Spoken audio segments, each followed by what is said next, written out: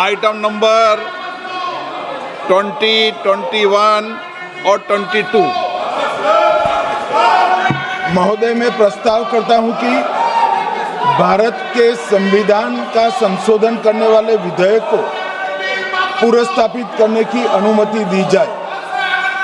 महोदय, मैं प्रस्ताव करता हूं कि जम्मू कश्मीर पुनर्गठन अधिनियम 2019 का संशोधन करने वाले विधेयक को पुनर्स्थापित करने की अनुमति दी जाए। महोदय, मैं प्रस्ताव करता हूं कि संघ राज्य क्षेत्र शासन अधिनियम 1963 का संशोधन करने वाले विधेयक को पुनर्स्थापित करने की मंजूरी दी जाए। साथियों, आज सुबह से बड़े पत्रकारों के फोन आ रहे थे कि अरे अमित शाह जी ने इंटरव्यू दे दिया, आपने देखा या नहीं देखा। हमने कहा माफ कीजिए, हम अमित शाह जी का इंटरव्यू नहीं देखते, हम मोदी जी के मन की बात नहीं सुनते, लेकिन आप हुक्म करिए, क्या सेवा कर सकते हैं। बोले साहब कुछ सवाल पूछने, हमने कहा आइए। तो बोले अमित शाह जी ने आज नैतिकता की बात की। हमें बड़ी हंसी आई कि कोई कसाई शाकाहार की बात कैसे कर सकता है, लेकिन चलो कर दी।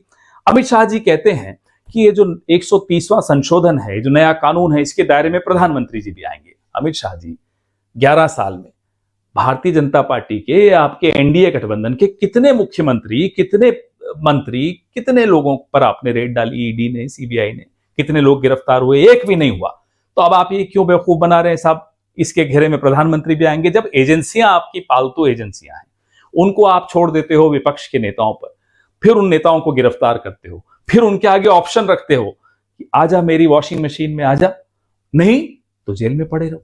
यही इस नए कानून के तहत भी आप करने वाले हो। 30 दिन तक जेल में रहेगा, 31वें दिन आप ये दो ऑप्शंस देंगे, वॉशिंग मशीन या जेल। वो अगर वॉशिंग मशीन में आ गया तो आप खुद अमित शाह जी लाव लश्कर लेके तिहाड़ जेल में उसको लेने चले जाएंगे। तो नैतिकता की बात आप मत कीजिए, शोभा नहीं देता। आप कहते हैं कि बीजेपी में नैतिकता के आधार पर, इस नैतिकता के आधार पर अगर इस्तीफे होते तो क्या पहलगाम के बाद आप इस्तीफा नहीं देते, या पुलवामा के बाद राजनाथ सिंह जी इस्तीफा नहीं देते, या मणिपुर के ऊपर प्रधानमंत्री इस्तीफा नहीं देते। रेल मिनिस्टर को छोड़ दो, तो कई बार इस्तीफा दे देना चाहिए था उनको, लेकिन नहीं दिया ना। बीजेपी में मॉरल ग्राउंड्स पे इस्तीफे नहीं होते, इमॉरल ग्राउंड्स पे इस्तीफे होते हैं। कहां है धनखड़ साहब? हमें बड़ी चिंता है उनकी सुरक्षा को लेकर भी हम सब में बड़ी चिंता है। मॉर्निंग वॉक पे जाते हैं यानी हमें नहीं मालूम। जिस रहस्यमय तरीके से उनका इस्तीफा हुआ, फेयरवेल नहीं दी गई, जिस रहस्यमय तरीके से वो अब गायब हैं, दिखते नहीं हैं, जिस रहस्यमय तरीके से वो चुप हैं, बोलते नहीं हैं, क्यों, कहां है वो? ये वो शख्स जो हर मुद्दे पे बोलने की आदत थी, जिन मुद्दों पे नहीं बोलना चाहिए था एक उपराष्ट्रपति को, उस पर भी बोलते थे, आज वो गायब हैं, आज वो चुप हैं। अमित शाह जी जवाब दीजिए, देश जानना चाहता है कि उपराष्ट्रपति जो थे वो कहां हैं। अमित शाह जी ने एक और बात कही, हंसी भी आई।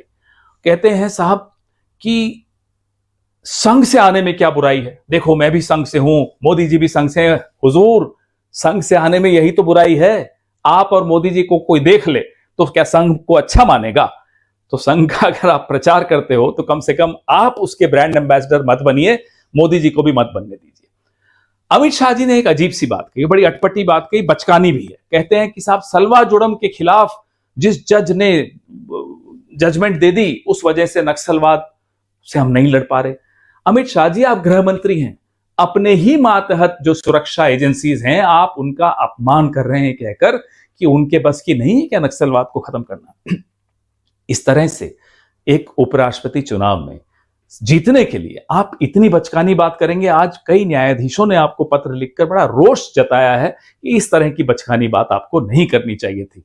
हाँ, आप कहते रहिए मैं संघ से हूं, मोदी जी संघ से हैं, हमारा काम ही कर रहे हैं। अब ये आप दोनों को देखकर अब कोई संघ में नहीं जाएगा। जय हिंद।